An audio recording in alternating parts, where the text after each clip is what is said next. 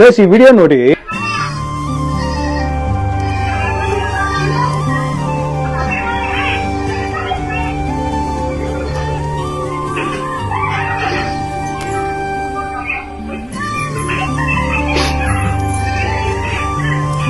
ಹುಡುಗಿ ಹೆಸರು ಬಂದ್ಬಿಟ್ಟು ಅನುಷಾ ಅಂತ, ಆ ಹುಡುಗ ಹೆಸರು ಬಂದ್ಬಿಟ್ಟು ಪರಮೇಶ್.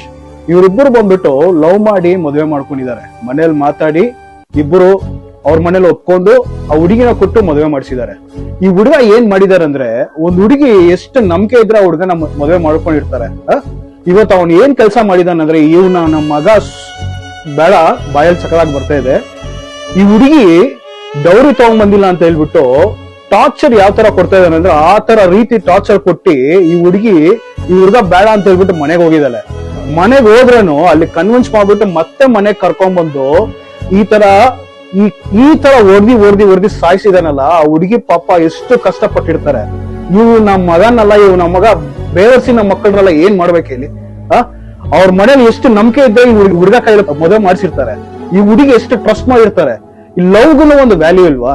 ಅವ್ನ್ ಲವ್ ಮಾಡ್ಕೊಂಡೇವಲ್ಲ ಹುಡುಗಿನ ಕರ್ಕೊಂಡ್ ಬಂದು ಮದುವೆ ಮಾಡಿಸ್ಕೊಂಡಿರೋದು. ಈ ತರ ಬಂದ್ಬಿಟ್ಟು ಏನ್ ಹೇಳ್ಬೇಕಂತ ಒಂದು ಅರ್ಥ ಆಗ್ತಾ ಇಲ್ಲ. ಇಂತ ನಮ್ಮ ಮಕ್ಕಳೆಲ್ಲ ಸೊಸೈಟಿನಲ್ಲಿ ಇರ್ಬೇಕಾ? ಯಾವ ತರ ಹೊಡೆದಿದ್ದಾನೆ ನೋಡಿ. ಪೊಲೀಸರು ಗೊತ್ತಾದ್ರೇನು ಮಿನಿಮಮ್ ಅಂದ್ರೆ ಒಂದು 5 years 10 years ಶಿಕ್ಷೆ ಕೊಡ್ತಾರೆ. ಇಂತ ನಮ್ಮಲ್ಲಿ ಈ ತರ ಶಿಕ್ಷೆನೂ ಕೊಡ್ಬಾರ್ದು. ಯಾವ ತರ ಓದಿದಾನೋ ಡೈಲಿ ಈ ತರ ಓಡ್ದಿ ಸಾಯಿಸ್ಬೇಕಿಂತ ನಮ್ಮ ಮಕ್ಕಳೆಲ್ಲ. ನಾವು ಎಂತ ವಿಡಿಯೋಸ್ ಎಲ್ಲ ಫನ್ನಿ ವಿಡಿಯೋಸ್ ಎಲ್ಲ ಶೇರ್ ಮಾಡ್ತೀವಿ. ಗೈಸ್ ಈ ವಿಡಿಯೋ ಬಂದ್ಬಿಟ್ಟು ಮ್ಯಾಕ್ಸಿಮಮ್ ಜನರಿಗೆ ನೀವು ಶೇರ್ ಮಾಡಿ ಒಂದು ಅವೇರ್ನೆಸ್ ಕ್ರಿಯೇಟ್ ಮಾಡೋದು. ಜನರೇ ಒಂದು ಹ್ಯುಮ್ಯಾನಿಟಿ ತೋರ್ಸನ್ನ. ಈ ಹುಡುಗಿಗೆ ಅನುಷಾಗೆ ಜಸ್ಟಿಸ್ ಆಗೇ ಆಗ್ಬೇಕು. Justice for Anusha.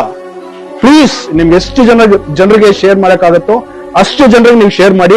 ಯಾಕಂದ್ರೆ ಮಾತಾಡಕ್ಕೂ ಬರ್ತಾ ಇಲ್ಲ, ಯಾಕಂದ್ರೆ ಅಷ್ಟು ಕೋಪ ಬರ್ತಾ ಇದೆ. ಮ್ಯಾಕ್ಸಿಮಮ್ ನಿಮ್ ಕೈಯಲ್ಲಿ ಎಷ್ಟಾಗತ್ತೋ ಅಷ್ಟು ಜನರಿಗೆ ಶೇರ್ ಮಾಡಿ. Thank you so much.